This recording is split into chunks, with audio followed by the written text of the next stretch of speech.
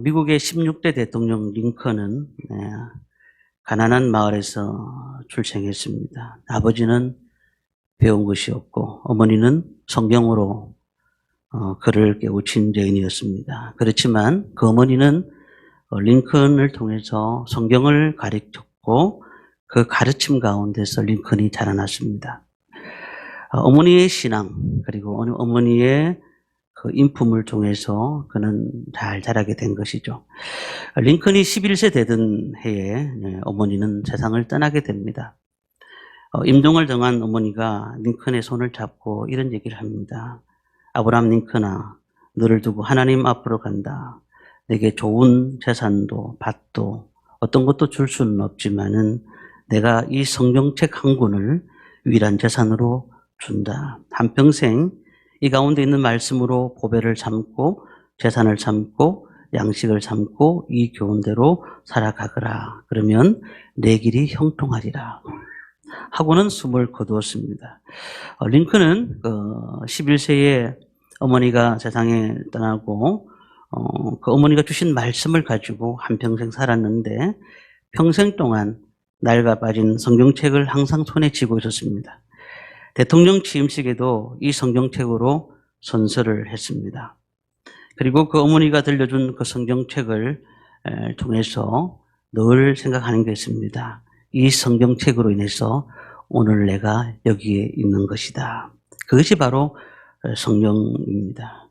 12월 둘째 주는 전 세계가 지키는 성소주일 또한 성경주일이라고 합니다. 우리나라에 1885년도에 개신교 선교사님이 들어오셨으니까 1899년도 14년 후에 성소주의를 지켰습니다. 그러니까 14년 후에 성소주의를 지켰는데 이 주의를 지키게 된 동기는 이 성경을 보급하자는 의미가 되는 것이죠.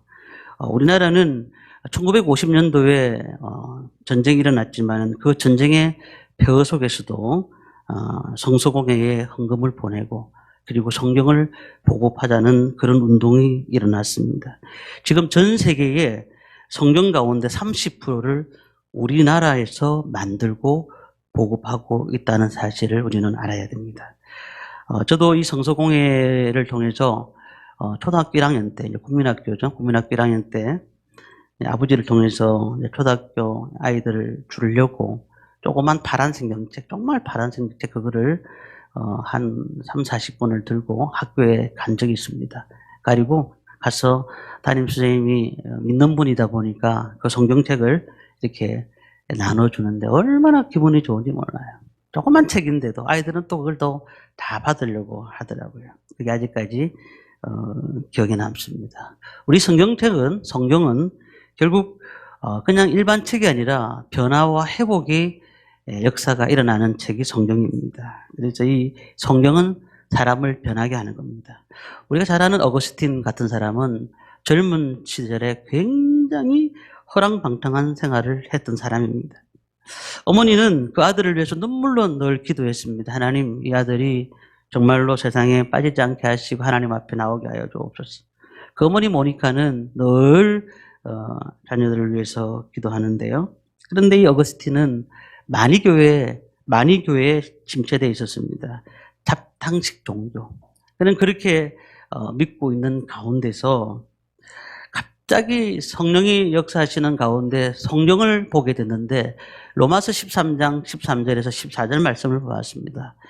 낮에와 같이 단정히 행하고 방탕과 술 취하지 말고 음란하거나 호색하지 말고 다투거나 시기하지 말고 오직 주 예수 그리스도를 옷 입어 정욕을 위하여 육신의 일을 도모하지 말라. 그 말씀을 딱 읽는 가운데 그 삶을 완전히 거꾸러진 것입니다. 완전히 옛사람을 벗어버리고 새사람이 되었고 중세 천년에 빛나는 위대한 신학자가 되었다는 사실을 알 수가 있습니다. 이상구 박사라고 우리 TV에도 자주 나오시는 분 있지 않습니까? 3년 전에 다니엘 기도에 나오셨던 분인데 그는 무신론자입니다. 연세대학교 의대를 졸업하고 미국에서 병원을 운영했습니다. 돈을 벌었는데 돈이 너무 잘 벌으니까 너무 재미있더라는 거예요. 근데 어떤 분들이 전도를 자꾸 하는 거예요. 성경은 호구다. 성경은 호구다. 자신이 생각할 때 성경은 절대로 있을 수 없는 일이라는 거. 있을 수 없다. 근데 돈이 잘 벌리니까 이 생활을 계속 하고 싶더라는 거예요. 혹시 암이라도 그런데 걸리면 어떡할까. 그런 생각 가운데 어떤 친구가 부족을 갖다 줬다는 거예요. 근데 부족이 있어도 자기 마음이 불안한 건 똑같더라는 거예요. 그런 가운데 하나님 앞에 기도를 했대요. 나에게 보여달라고. 하나님이 살아계신 보여달라고. 그런데 그 말씀을 통해서 자신이 변화되어가는 삶을 깨닫게 되었고, 그리고는 그 말씀을 붙잡는 순간 근심, 걱정이 사라지더라는 겁니다. 하나님의 말씀은 칼입니다. 심령을 수술하는 칼입니다. 예리한 칼은 혼을 수술합니다. 영을 수술하고 관절을 수술하고 골수를 쪼개는 겁니다. 잘못 들어간 사상을 수술합니다. 우리의 생각도 감찰합니다. 우리의 뜻도 감찰합니다. 어떤 어려운 병도 그 칼로 수술하면 깨끗해지는 것입니다. 그래서 우리가 못된 습관에 빠졌다. 그래도 그 말씀을 통하여 우리의 삶을 변화시킬 수가 있는 겁니다. 오늘 시대에 정말 어렵다, 너무 힘들다라고 얘기를 하지 않습니까? 오늘의 위기를 이길 수 있는 방법이 무엇이라고 생각하십니까? 그것은 하나님의 말씀입니다. 말씀을 붙들 때 오늘의 위기를 이길 수 있는 줄 믿습니다. 유대인들의 교육의 특징이 무엇이냐면 하나님의 말씀을 가리킵니다. 유대인들은 이스라엘의 800만 명, 전 세계에 흩어진 유대인들까지 치면은 1300만 명이 되는데 그들이 전 세계에서 흩어져서 그런 놀라운 힘들을 발휘하는 이유가 무엇인 줄 아십니까? 그 힘의 원천은 교육입니다. 유대인들은 성경을 보물처럼 여기는 겁니다. 유대인들의 가정에서 아이들이 어느 정도 좀 자랄 때쯤 되면은 성경을 들고 옵니다. 그리고는 그 성경에다가 꿀을 한 방울 떨어뜨립니다. 그리고 그 성경에 입을 맞추게 합니다. 평생 동안 꿀송이보다 더 단 성경을 생각하며 살라라는 가르침을 그 유대인들은 계속 자녀들에게 가르치고 있다는 겁니다. 이 말씀이 시편 119편 103절에 말씀하고 있지 않습니까? 주의 말씀의 맛이 내게 어찌 그리 단주요 내 입에 꿀보다 더 단이이다. 인류 역사상 위대한 문화와 문명이 엄청났습니다. 그리스 문명은 500년밖에 되지 않았어요. 그런데 사라져 버렸어요. 근데 우리가 믿고 있는 구약 성경의 백성이라고 부를 만한 그런 놀라운 성경 말씀들을 보면은 이것이 사라지기는커녕 더 역사하고 더 많은 사람을 통해서 지금 전하고 있다는 사실을 우리는 기억해야 된다는 겁니다. 하나님께서는 이 말씀을 통하여 지금도 믿지 않는 영혼들을 구원하시는 놀라운 도구로 사용하신다는 것을 믿으시기를 바랍니다. 그렇다면 오늘 본문이 전해주고 있는 교훈이 무엇일까요? 우리 말씀을 다시 한번 읽도록 하겠습니다. 3절 말씀입니다. 이 은혜의 말씀을 읽는 자와 듣는 자와 그 가운데 기록한 것을 지키는 자는 복이 있나니 때가 가까움이라. 자, 이 말씀이 무엇일까요? 첫 번째는요, 하나님이 주신 말씀입니다. 이게 누가 줬다고요? 성경은 하나님이 주신 말씀입니다. 사람의 말이 아니라는 거예요. 사람은 기록자에 불과합니다. 모세에게, 사무엘에게, 다윗에게, 예언자들에게 하나님이 말씀하셨고 그 말씀을 예언자들은 다 기록을 했습니다. 성경은 무려 1600년 동안 기록된 책입니다. 기록자도 40명이나 되고요. 직업도 보면은 왕, 선지자, 학자, 의사, 농부, 목동, 어부 너무나 다양한 사람들이 이 성경을 기록을 했습니다. 그리고 성경의 언어도 보면은 우리가 잘 알고 있는 구약 성경은 히브리어로 썼습니다. 근데 히브리어 옆에 보면은 아람어가 또 있습니다. 그리고 신약 성경은 헬라어로 써졌습니다. 그래서 히브리어, 헬라어, 아람어 이 세 가지가 성경의 언어입니다. 그리고 쓰인 지역이 어디냐면 아시아, 아프리카, 유럽 많은 대륙에서 쓰인 지역이 그렇게 넓다는 것이죠. 근데 놀랍게도요. 우리가 창세기 1장 1절부터 요한계시록까지 말씀을 쭉 보면은요. 일관되게 예수님을 증거하고 있다는 겁니다. 그렇다면 어떻게 해요? 구약 성경은 오실 예수님을 말씀하고 있고 신약 성경은 오신 예수님을 말씀하고 있더라는 겁니다. 그래서 요한복음 5장 39절에 이렇게 말씀합니다. 너희가 성령에서 영생을 얻는 줄 생각하고 성령을 연구하거니와 이 성경이 곧 내게 대하여 증거하는 것이로다. 성경은 통일됩니다. 구약과 신약이 짝이 있습니다. 그러니까 구약의 신비는 신약에 있고 신약의 신비는 구약에 있는 거예요. 그러니까 구약과 신약을 별도로 가지고 가서는 안 되는 겁니다. 나는 구약만 믿는다. 나는 신약만 믿는다. 안 됩니다. 이슬람 사람들은 모세 오경을 믿잖아요. 그리고 또한 안식교인들은 신약만 믿어요. 그렇게 되어서는 안 된다는 거예요. 성경은 다 하나님이 주셨던 말씀이기 때문에 모든 39권, 66권을 다 믿어야 된다는 겁니다. 두 번째는요, 우리가 믿어야 될 말씀이에요. 믿어야 될 말씀. 우리 주일에만 들고 오는 성경책이 아니에요. 성경에 보니까 믿으라고 되어 있습니다. 창세기 1장 1절부터 계시록 22장 21절이 끝인데 그 말씀을 믿어야 됩니다. 믿어야 기적이 일어나고 믿어야 사는 역사를 맛볼 수가 있는 거예요. 안타깝게도 믿는 분들은 있어요. 문제는요, 온전히 믿지 못하는 거예요. 이 말씀은 못 믿겠다. 이 말씀 믿을 수 있는데 이 말씀은 좀 안 되겠다. 하나님 말씀을 믿으면 믿는 대로 그 역사가 나타나고 우리 삶 가운데 은혜가 나타날 줄 믿습니다. 그리고 세 번째는 우리가 읽어야 될 말씀입니다. 오늘 본문에 보니까 읽는 자라고 되어 있잖아요. 성경책을 우리가 한 번도 안 읽으면 안 됩니다. 우리가 태어나서 성경책을 한 번도 안 읽으면 글을 모르시는 분은 어쩔 수 없어요. 그건 어쩔 수 없는데 글을 읽는 않으시는 분들은 성경을 창세기부터 한 번은 읽으셔야 돼요. 덮어놓고 믿으면 안 돼요. 성경을 덮어놓고 믿으면 안 돼요. 읽어야지 그 말씀이 우리 가운데 역사하시는 것을 느낀다니까요. 그래서 어떤 분들 그런 얘기하죠. 성경 말씀 읽는데 무슨 복이 많으냐고 그런 얘기를 하는데요. 성경 말씀을 읽으면 그 속에서 하나님의 은혜를 알 수가 있습니다. 그래서 시편 1편 2절 말씀 보니까 오직 여호와의 율법을 즐거워하여 그 율법을 주야로 묵상하는도다. 누가 말했죠? 다윗이 얘기했습니다. 다윗이 그 위대한 왕이 되었던 것은 하나님의 말씀을 그렇게 좋아하는 거예요. 그 말씀을 그렇게 좋아하는 거예요. 그랬더니 다윗이 그런 위대한 왕이 된 겁니다. 우리가 잘 아는 영국이 그 성경을 통해서 부강한 나라가 됐지 않습니까? 한 번은 아프리카 초장이 영국이 어떻게 이렇게 부강한 나라가 되었느냐 그랬을 때 빅토리아 여왕이 이런 말을 했습니다. 늘 자신이 책을 읽는 것을 보여주면서 이 성경 안에 진리가 있습니다. 우리가 성경을 읽지 않고 하나님을 안다는 것은 그냥 다른 사람을 통해서 들어서 아는 것밖에 없는 거예요. 직접 하나님의 얼굴을 본다고 하면 성경을 읽어야 하나님을 알 수가 있습니다. 그 말씀을 알아야 하나님을 개인적으로 직접 만날 수가 있는 겁니다. 어떤 분이 은혜를 받고 난 다음에 성경을 하루에 15장씩 읽겠다 그렇게 작정을 했습니다. 처음에 15장씩 읽습니다. 근데 15장 엄청 깁니다. 시간을 많이 투자해야 되거든요. 15장 읽으니까 너무 지루한 거예요.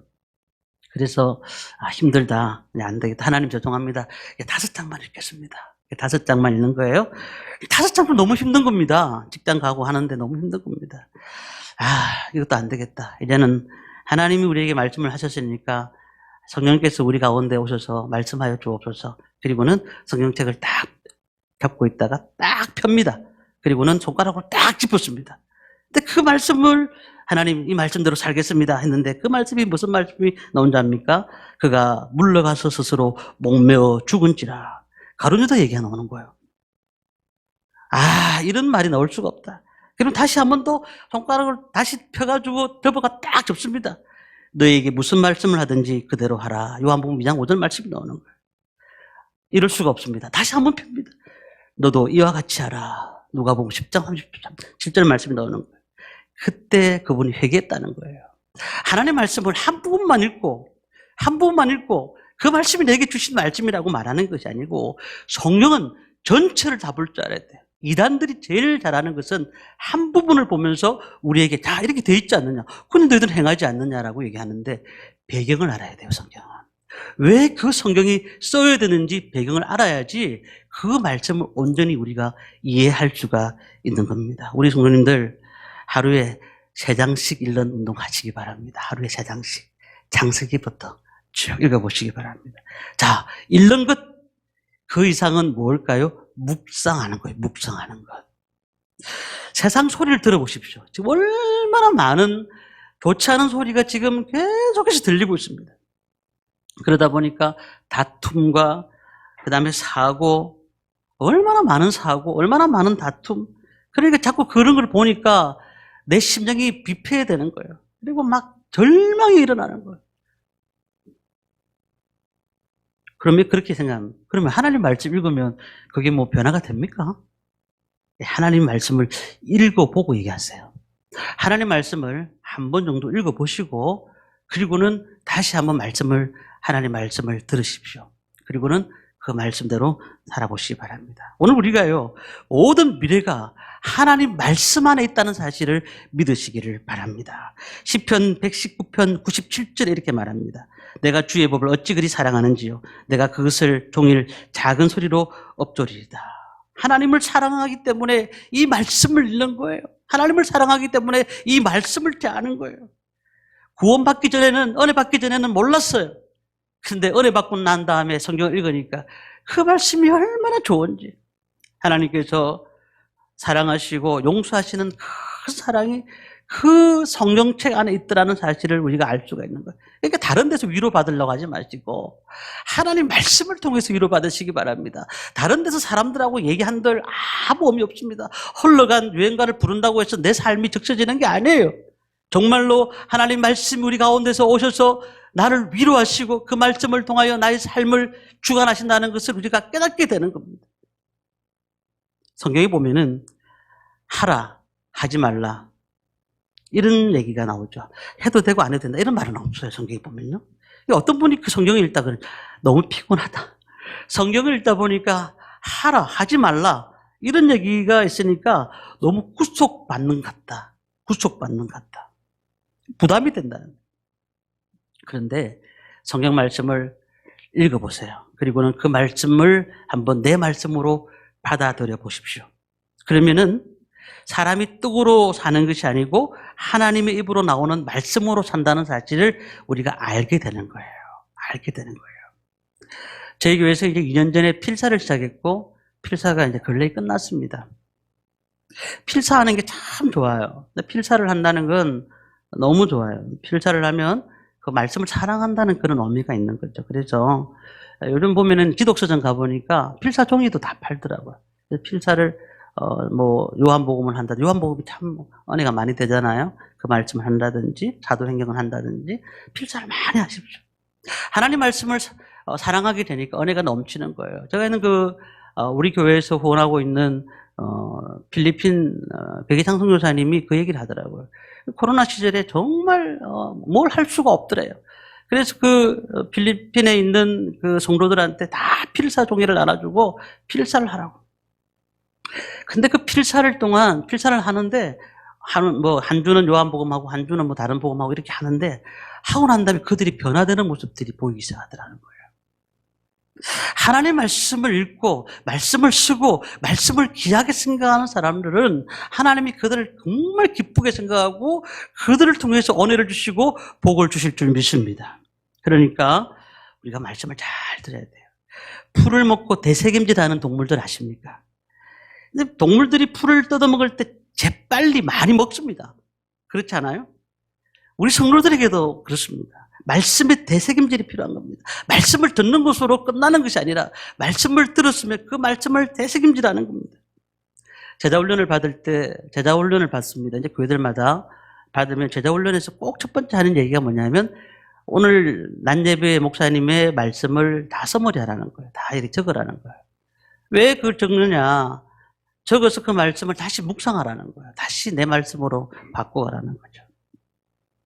우리 하나님 말씀을 듣는 것에서 끝나면 안 돼요. 그 말씀을 우리가 계속 되새김질해야 됩니다. 그리고 네 번째는요, 우리가 들어야 된다는 겁니다. 듣는 것을 얘기할 때 지금 초대교인들을 얘기하는 것이지만 오늘날에 우리는 성도들이 말씀을 들어야 됩니다. 말씀을 듣지 않으면 절대로 믿음이 자라지 않습니다. 그래서 로마서 10장 17절 보니까 그러므로 믿음은 들음에서 나며 들음은 그리스도의 말씀으로 말미암았느니라. 누가복음 11장 28절 보니까 예수께서 이르시되 오히려 하나님의 말씀을 듣고 지키는 자가 복이 있느니라 하시니라.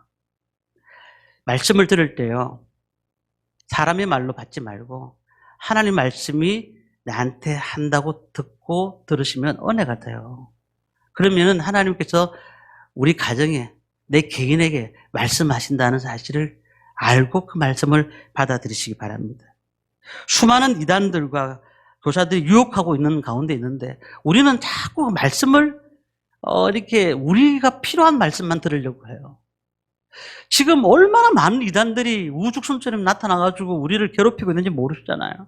그런 가운데 우리는 말씀을 잘, 어떤 말씀은 교훈도 책망도 바르게 함도 의에 교육하기에 많은 어려움들, 그 말씀을 받았을 때 내 마음에 아픔도 있을 수도 있지만은 그러나 그것을 잘 삼켜야 돼요. 어떨 때는 딱딱한 음식도 있을 수 있고 어떨 때는 먹기 힘든 것도 있지만은 그래도 그것도 꿀떡 삼킬 수 있는 사람이 복이 되는 거예요. 시편 19편 7절 말씀 보니까 여호와의 말씀은 완전하여 영혼을 소생시키며 여호와의 증거는 확실하여 우둔한 자로 지혜롭게 한다. 여호와의 율법은 완전하여 영혼을 소생시킨다. 우리는 육만 있는 사람이 아니에요. 밥만 먹는 사람이 아니에요. 우리는 영혼이 있어요. 영혼은 무엇을 먹고 살아야 될까요? 하나님의 말씀을 먹고 살아야 돼요. 왜 우리가 자꾸 마음이 비폐가 됩니까? 힘듭니까? 낙심이 됩니까? 왜 아파옵니까? 답답합니까? 왜 이렇게 힘이 축축 빠집니까? 하나님 말씀이 우리를 살리면 그 말씀 때문에 우리의 삶을 살지만은 우리 말씀을 듣지 않고 우리가 그 말씀을 대로 생하지 않으면 우리 삶들은 계속 비폐해야 되는 거예요. 너무 힘들어지는 거예요. 하루하루 살아가는 것이 낙심이 되고. 그러니까 하나님 말씀은 죽어가는 생명들을 통해서 살리는 역사를 이룬다는 사실을 믿으시기를 바랍니다. 하나님 말씀은 우둔한 자를 지혜롭게 만든다고 말씀합니다. 그리고 다섯 번째는 우리가 지키고 순종해야 될 말씀입니다. 지켜야 된다고 했죠. 우리 말씀을 보니까요. 시편 119편 112절 말씀 보니까 내가 주의 율례들을 영원히 행하려고 내 마음을 기울였나이다. 우리가 지켜야 됩니다. 그냥 지킨다는 것이 간단하게 보이는 게 아니에요. 환경이 어려워요. 지킬 만한 환경이 아니에요. 고난도 오고 우리 환경이 좋지가 않아요. 그런데도 하나님 말씀을 끝까지 지킨다는 그런 의미가 있는 거예요. 끝까지 지킨다는. 노아 시대에 노아가 배를 만들 때 사람들이 다 비웃었습니다. 그러나 노아는 하나님 말씀을 받았던 사람으로서 그는 하나님 말씀에 순종했습니다. 그리고는 배를 만들기 시작하는 겁니다. 하나님 말씀은 무시하고 교회 오는 것이 좋아서 오는 분들도 있어요. 결국 신앙은 자라지 않고 내 마음이 조금만 고난만 오면 그 사람은 힘들어서 낙심해버리는 겁니다. 요즘 우리 운전자들은 내비게이션을 잘 달고 다니지 않습니까? 근데 내비게이션이 좌하라면 좌해야 되고 우하라면 우해야 되는 겁니다. 내비게이션 말은 잘 순종하는데 왜 하나님 말씀을 순종하지 못하느냐는 거예요. 내비게이션 말은 정말 잘 듣습니다. 정말 잘 듣습니다. 내비게이션도 잘못할 때가 있더라고요. 우리가 이 말씀은 또한 약속대로 복받을 말씀입니다. 이 말씀이요, 창세기부터 요한계시록까지 32,500가지의 약속의 말씀이 있습니다. 32,500가지. 이게 뭐냐면 복을 주시겠다. 이렇게 하면 복을 주고 저렇게 하면, 사실은 뭐 기복신앙이라 해서 하나님 우리에게 구원받은 것만 해도 은혜를 주신 것이니까 얼마나 감사해요. 그러나 약속의 말씀이 돼 있어요. 32,500가지의 복을 약속하셨습니다. 우리에게 주어졌습니다. 하나님 말씀이 복인 겁니다. 잠언 16장 20절 보니까 삶과 말씀에 주의하는 자는 좋은 것을 얻나니 여호와를 의지하는 자가 복을 얻는 자. 그러니까 우리가 예배 시간에도 말씀을 잘 들으시고 그 말씀을 쫑긋 귀를 세우시고 들으시고는 그렇게 행하시길 바랍니다. 그러면 하나님의 말씀을 통하여 우리의 삶의 변화가 일어날 줄 믿습니다. 교회가 아무리 어렵고 힘들고 고통이 있다 할지라도 끝까지 이 말씀을 지키고 그 말씀대로 살려고 노력하는 초대 교회가 우리의 본 교회 모습 아니겠습니까? 교회가 뭘 가리킵니까? 인간관계를 가리키는 것이 아닙니다. 실패하지 않는 방법을 가리키는 것이 아닙니다. 어떻게 하면 돈 많이 버는 것을 가리키는 것이 교회가 아닙니다. 오직 하나님 말씀을 가리키는 것입니다. 하나님 말씀을 배울 때에 우리가 그 말씀을 순종할 때 하나님께서 그의 나라와 그를 구하면 이 모든 것을 너에게 더하여 주시겠다고 말씀하지 않았습니까? 마지막으로 이 말씀은 우리를 구원으로 인도하는 지혜입니다. 디모데후서 3장 15절 말씀 우리 함께 같이 앞에 있으니까 읽어보도록 하겠습니다. 또 어려서부터 성경을 알았나니 성경은 너희 너로 하여금 그리스도 예수 안에 있는 믿음으로 말미암아 구원에 이르는 지혜가 있게 하느니라. 이 성경은 어떨까요? 예수 안에 있는 믿음으로 말미암아 구원에 이르게 하는 지혜가 있는 거예요.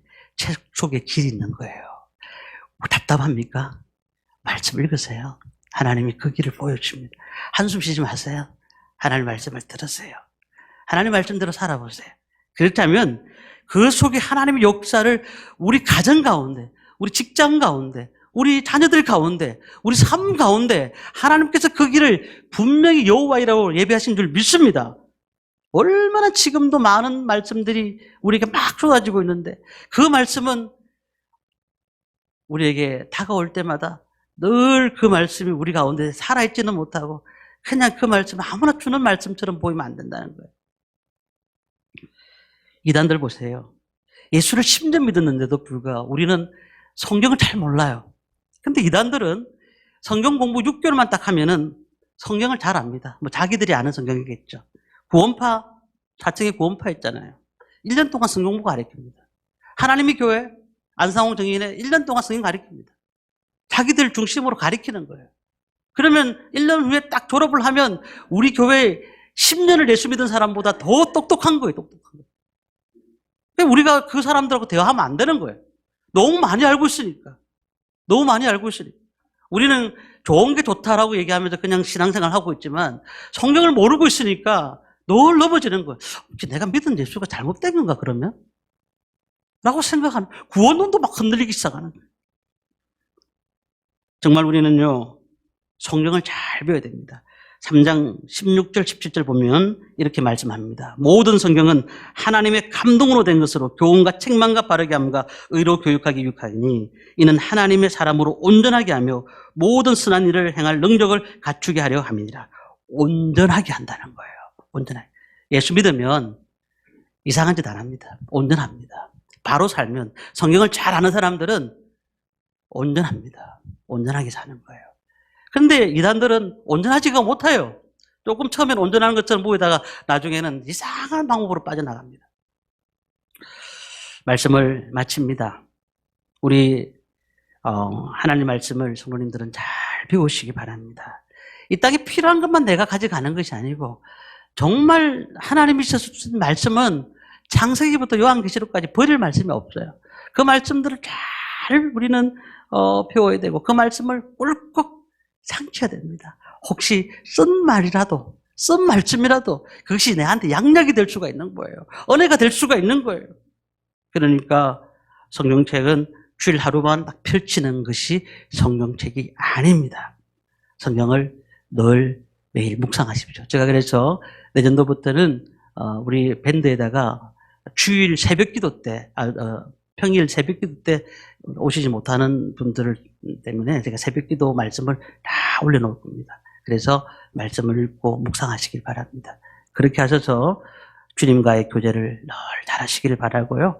이렇게 살아가면서 하나님이 기뻐하시는 일을 잘 감당하는 우리 성도님들 되시기를 주님의 이름으로 축원합니다.